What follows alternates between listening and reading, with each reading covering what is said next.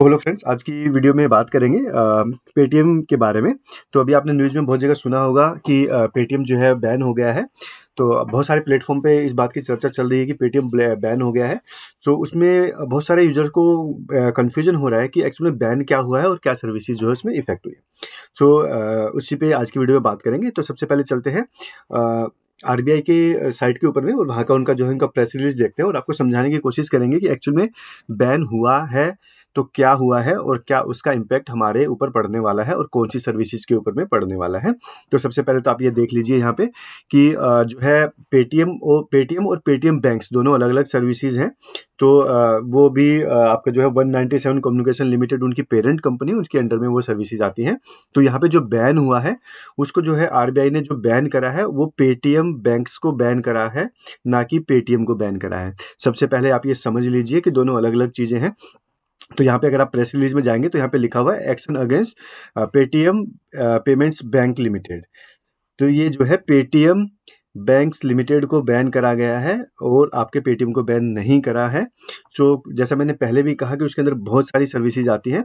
तो बात करते हैं कि क्यों बैन करा है। तो यहाँ पे देखिए इन्होंने यहाँ पे डिक्लेयर करा है कि इसको जो है इमीडिएट इफेक्ट से जो है इसको बैन करा गया है। यहाँ पे 31 का इनका ये जनवरी का जो है ये इनका प्रेस रिलीज है।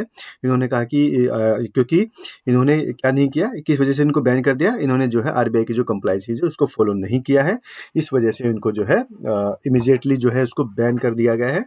और उससे क्या फ़र्क पड़ेगा उस पर बात करेंगे और पेटीएम बैंक्स पे हमारी सर्विसेज पे क्या फ़र्क पड़ेगा उससे उस पर भी जो है हम लोग यहाँ पे बात करेंगे।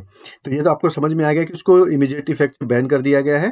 अब पेटीएम बैंक्स क्या है और उसमें क्या-क्या सर्विसेज हैं, तो आपको लेके चलता हूँ पेटीएम की होम पेज के ऊपर में। सो अब सवाल ये आएगा कि एक्चुअल में बैन हुआ तो हुआ क्या है? तो अगर आप पेटीएम जैसा सर्कुलर में बताया गया है कि पेटीएम पेमेंट्स बैंक को बैन करा गया है, तो आपकी जितनी भी सर्विसेज पेटीएम पेमेंट्स बैंक के अंडर में आएँगी, वो सारी जो है बैन हो गई हैं। यहाँ पे अगर आप देखेंगे इसको समझने के लिए तो या तो आप अपने होम मोबाइल के होम स्क्रीन पे जाइएगा, यहाँ पे भी लिखा होगा powered by Paytm payments bank. यहाँ पे आप देख सकते हैं ये लिखा हुआ है powered by Paytm payments bank. इसके अंडर में इस सेक्शन में जितनी भी सर्विसेज आएंगी वो आपकी सारी जो है बैन हो जाएंगी आफ्टर 29 ऑफ फरवरी 2024। यहाँ पे इन्होंने लिखा हुआ है, इस सेक्शन पे आएंगे, यहाँ पे लिखा हुआ है नो फर्दर डिपॉजिट्स और क्रेडिट ट्रांजेक्शन और top up shall be allowed in any customer accounts prepaid instruments wallet FASTag NCMC cards ETC after February 29 2024। फरवरी 29 2024 के बाद में आप वॉलेट में कोई पैसा नहीं डाल पाएंगे, आप फास्टैग में ट्रांजेक्शन नहीं कर पाएंगे, आप एनसीएमसी कार्ड यूज नहीं कर पाएंगे। और उसके अलावा अगर आपका कोई कैशबैक आना है, आपका कोई इंटरेस्ट आना है और आपको कोई क्रेडिट होना है, उस पे आपको कोई फ़र्क नहीं पड़ेगा, वो आपको मिल जाएगा। लेकिन आप नहीं डाल पाएँगे, ये आप ध्यान रखिएगा। 29 के बाद में आज के इस प्रेस रिलीज़ के अकॉर्डिंग अगर इसके बाद में कुछ और प्रेस रिलीज आती है आरबीआई की साइड से या कुछ उसमें और चेंजेज होते हैं मैनेजमेंट की साइड से, वो दूसरा डिसीजन है। आज की डेट में ये है कि आप 29 के बाद में इसमें नहीं डाल पाएंगे। तो आपके अगर फास्टैग में पैसा है आप उसको निकाल लीजिए 29 से पहले, आपके वॉलेट में कोई पैसा पड़ा है तो आप उसको विड्रॉ कर लीजिए, आपके पेटीएम बैंक्स में कुछ पैसा पड़ा है आप उसको जो है विड्रॉ कर लीजिए। कौन सी सर्विस इफेक्ट होंगी ये मैंने आपको बता दिया, ये सेक्शन आप देख लीजिए। जो भी पावर्ड बाय पेटीएम बैंक्स है वो सर्विसेज आपकी इफेक्ट हो जाएंगी 29 के बाद में।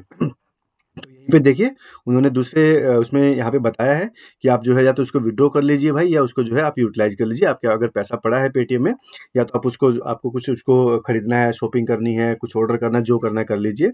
अदरवाइज आप उसको विड्रॉ कर लीजिए, नहीं तो वो 29 के बाद में आपको जो है फिर इसमें प्रॉब्लम हो जाएगी। यहाँ पे इन्होंने लिखा है कि इसके अलावा कोई सर्विसेज जो पैरा नंबर 2 में रखा गया है उसके अलावा जो भी सर्विसेज हैं कोई इस पे फ़र्क नहीं पड़ेगा।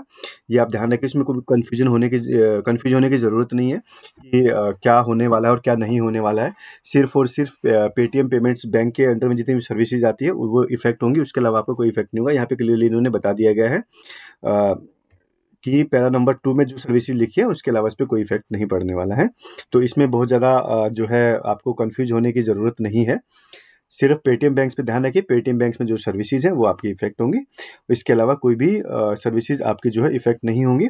एक आप लास्ट लाइन है यहाँ पे और देख लीजिए, इन्होंने बोला कि आपकी जो है सेटलमेंट की डेडलाइन इन्होंने दी यहाँ पे दी है अगर settlement of all pipeline transaction and nodal accounts, ठीक है, तो ये जो है 29 तक जो है उससे पहले सेटल हो जानी चाहिए यहाँ पे ऑल ट्रांजेक्शंस। और अगर नहीं होती हैं तो ये जो है 15 मार्च तक जो है हो जाएंगी। 15 मार्च 2024 के बाद में अगर आपने कुछ किया तो भैया no further transaction shall be permitted there. 15 के बाद में कोई ट्रांजेक्शन ये अलाउ नहीं करेंगे। आज की डेट में इन्होंने ये सिंपली बोल दिया है। इनकी प्रेस रिलीज में इतना है। अब चलते हैं आपकी पेटीएम की प्रेस रिलीज के ऊपर में भी, मैं आपको वो भी दिखा देता हूँ पेटीएम की प्रेस रिलीज। तो यहाँ पे भी इन्होंने देखिए जो है 1 फेब को यहाँ पे इन्होंने प्रेस रिलीज जो है जारी किया था। तो इसमें इन्होंने बहुत कुछ लिखा, लेकिन आपके काम का जो है वो आपको दिखा देता हूँ कि उन्होंने ये बोला है कि यहाँ पे देखिए कि इस पैरा को आप पढ़ेंगे, इन्होंने बोल्ड भी कर रखा है वैसे तो इन्होंने कहा है कि Paytm payments bank limited PBL as an associate of OCL, की एक जो है 197 कम्युनिकेशन लिमिटेड से एसोसिएट है, और receive RBI directions OCL to expand its existing relationship with leading third party banks to distribute payment and financial services products। तो यहाँ पे ये कह रहे हैं कि इनको आरबीआई से जो है डायरेक्शंस मिले हैं कि आपकी जो भी फाइनेंशियल और सर्विसेज हैं पेमेंट से रिलेटेड, आप जो है उनको एक्सपेंड कर दीजिए थर्ड पार्टी लीडिंग बैंक के साथ में। तो ये आई होप कि इसलिए कहा गया है आरबीआई के द्वारा कि आपके जो कस्टमर्स हैं वो ज़्यादा इफेक्ट ना पड़े, क्योंकि ये होता ही है कि हमेशा ही बैंकों के और उनके बीच में कस्टमर बहुत बार सफ़र करते हैं। लाइक लास्ट टाइम आपने येस बैंक का भी जो भी इंसिडेंट हुआ था उसमें भी आपने देखा होगा कुछ इसी टाइप के इश्यूज हुए थे। तो ये कह रहे हैं कि आप जो है आरबीआई ने बोला है पेटीएम बैंक्स को कि आप जो है अपनी सर्विसेज जो है थर्ड पार्टी जो भी बैंक्स हैं, लीडिंग बैंक्स हैं जो भी इंडिया में, आप उनके साथ में डिस्कस करके उनको जो है अपनी सर्विसेज को हैंडल करने दीजिए।